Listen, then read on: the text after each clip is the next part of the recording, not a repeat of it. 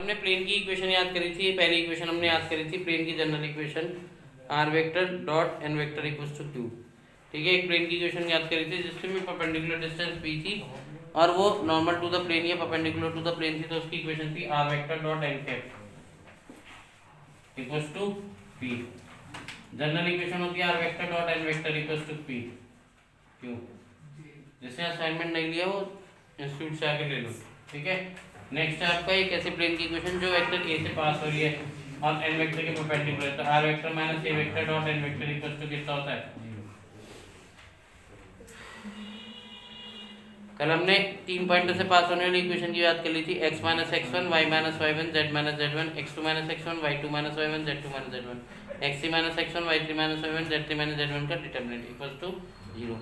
Cartesian को मैंने कल आपको वेक्टर फॉर्म को कार्टेशियन फॉर्म में कन्वर्ट करना भी सिखा दिया था। ठीक है, हम देखो 2 दिन नए फॉर्मूले सीखेंगे। एक ऐसी प्लेन की इक्वेशन जो x एक्सिस पे a का इंटरसेप्ट कर रही है, y एक्सिस पे b का इंटरसेप्ट कर रही है और z एक्सिस पे a का इंटरसेप्ट कर रही है।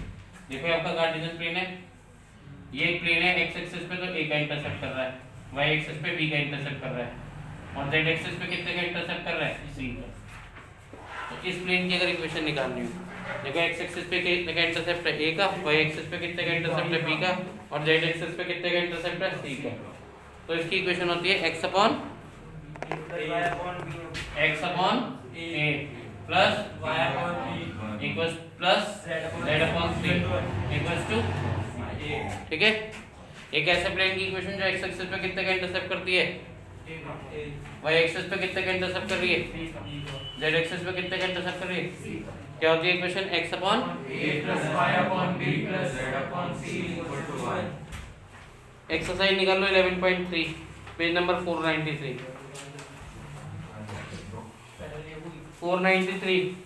पहले क्वेश्चन नहीं, पहला नहीं, क्वेश्चन नंबर 6 तक तो मैंने कल करा दिया, क्वेश्चन नंबर 3 भी करा दिया, 5 भी करा दिया, 6 भी करा दिया, क्वेश्चन नंबर 7 करेंगे, 7 8 9 10 कराऊंगा। हाँ जी, नहीं डिलीट कुछ नहीं करना, करेंगे सारे करें। देखो क्वेश्चन नंबर कितना ही दिया, question number 7, find the intercept cut off the plane 2x + y - z = 5। हां x अपॉन 2 से डिवाइड मार दो सबको पूरी इक्वेशन। 2x - y + z = 1। 2 से या 5 से? 5 से 5 से क्योंकि इक्वल टू 5 हो जाएगा ना वो 5 इंटरसेप्ट फॉर्म में कन्वर्ट करने के लिए इक्वल टू में बनाना चाहिए, इसलिए 5 से डिवाइड कर देंगे। Divide by 5, divide by 5। तो बोलो भाई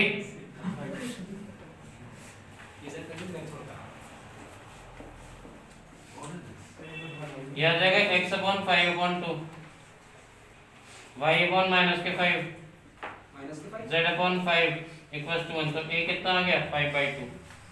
b कितना आ गया? -5। c कितना आ गया? 5। क्योंकि x upon a plus y upon b plus z upon c होगा, दोनों b में प्लस आना चाहिए। तो x आ गया आपका 5/2, a आ गया 5/2, b आ गया -5 और c कितना आ गया? 5। सर आपने वो माइनस c माइनस कर दिया सर, वो z माइनस और y प्लस का है।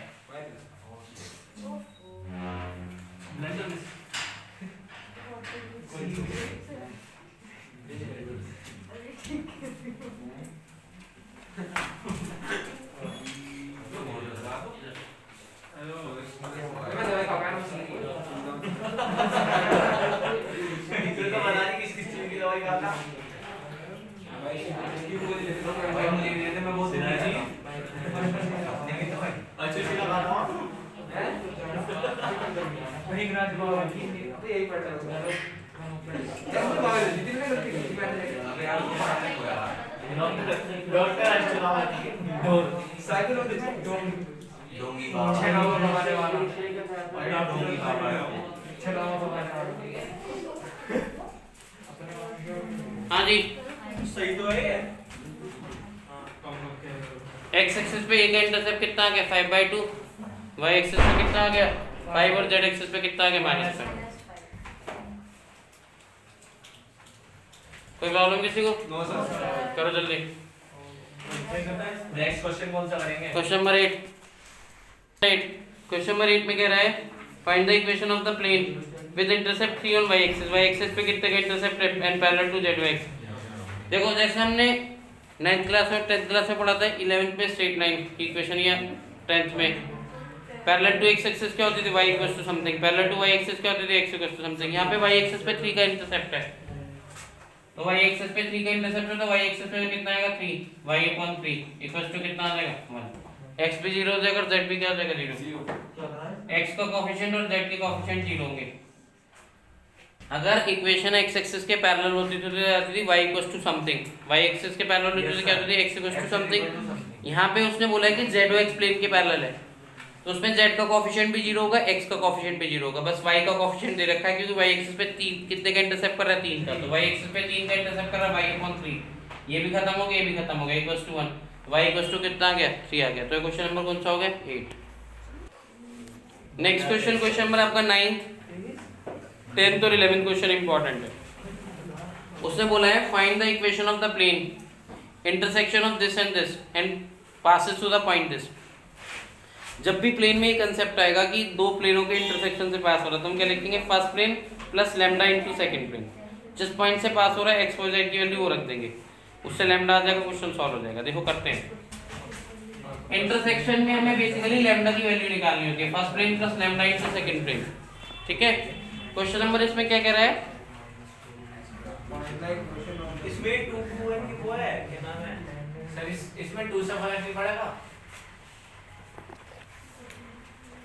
फर्क पड़ेगा।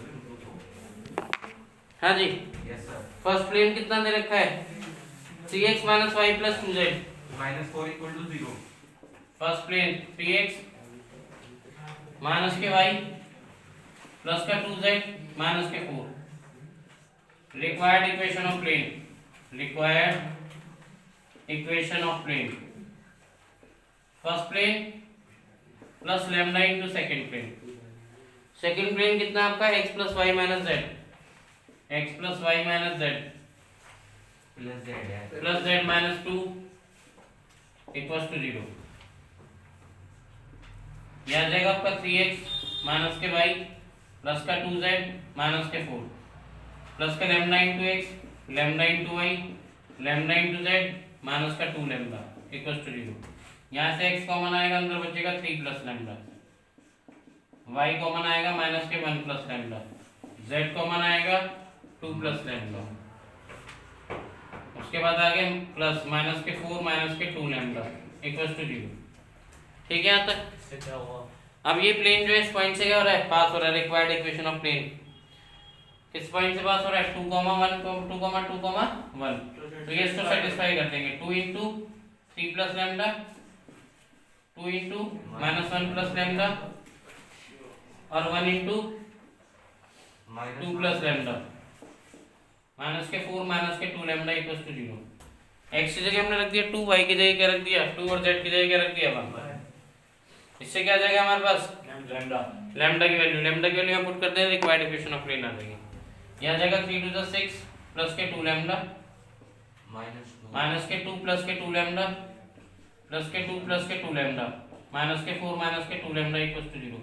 2 लैम्डा से 2 lambda cancel, 2 lambda plus 2 lambda 4 lambda, 2 से 2 कैंसिल, 6 में से सर वो 2 प्लस 1 लैम्डा ही तो आएगा, 3 to the 6 plus 2 lambda minus के 2 plus 2 lambda plus 2 plus 1 lambda lambda ही तो आएगा बस। सॉरी ये 2 लैम्डा से 2 lambda cancel, lambda plus lambda कितना हो गया 3 लैम्डा, 3 लैम्डा और प्लस 2 इक्वल्स टू 0। तो लैम्डा की वैल्यू कितनी आ गई माइनस के 2/3। ठीक है, जब भी इंटरसेक्शन में आएगा तो first plane plus lambda into कितना होगा सेकंड प्लेन, और वो लैम्डा की वैल्यू निकालनी है, कुछ ना कुछ कंसेप्ट जरूर देगा कि लैम्डा की वैल्यू निकले। रिक्वायर्ड इक्वेशन ऑफ प्लेन इस पॉइंट से पास हो रहा था तो ये इसको सेटिस्फाई करेगा। तो x की जगह हम कितना रखेंगे 2, y की जगह 2, z की जगह कितना रखा 1, लैम्डा आ गया। Therefore required equation of plane value का रख देंगे लैम्डा की यहाँ पे। Therefore required equation of plane ये आ गया 3 x इंटू 3 माइनस का 2/3 प्लस का y माइनस के 1 माइनस के 2/3 प्लस का z 2 माइनस के 2/3 और माइनस के 4 प्लस के 2 to the 4/3 3 9 minus 2 7x upon 3 minus के 5y upon 3 3 2 6 minus 2 4z upon 3 3 4 12 minus के 8 अपॉन 3 3 0 चला जाएगा आंसर आ गया 7x माइनस के 5y माइनस का 4z माइनस का 8 इक्वल्स टू 0 ये आंसर आ गया 7x माइनस के 5y प्लस का 4z माइनस 8 2 3 6 प्लस ठीक है। तो पहला plane plus lambda into second plane x y z common ले लिया, वो इस पॉइंट से पास हो रहा था, सेटिस्फाई करा दिया, उससे लैम्डा की वैल्यू आई, लैम्डा की वैल्यू यहाँ पुट कर दी, रिक्वायर्ड इक्वेशन ऑफ प्लेन आ गया। ठीक है, तो आपका क्वेश्चन नंबर कौन सा है? क्वेश्चन नंबर 9 हो गया। हम नेक्स्ट क्वेश्चन नंबर 11 जो है वो इसके जैसा ही है, ठीक है, 10th क्वेश्चन, लेकिन उसमें क्या है, उसमें हमें वेक्टर जो बेस इक्वेशन दे रखी है वो हमें वेक्टर फॉर्म में दे रखी है। कल मैंने आपको लास्ट क्लास में वेक्टर फॉर्म को कन्वर्ट करना सिखाया था, किसमें? कार्टेशियन फॉर्म में। तो इसको हम वेक्टर फॉर्म को कार्टेशियन फॉर्म में कन्वर्ट कर लेते हैं। अगर आपको वेक्टर में करना है तो वैसे वेक्टर में भी हो सकता है, लेकिन मैं उसे कार्टेशियन में बदलूंगा। Are vector dot 2i plus का 2j माइनस का 3k इक्वल्स टू 7। तो आर वेक्टर की जगह क्या लिखेंगे? xi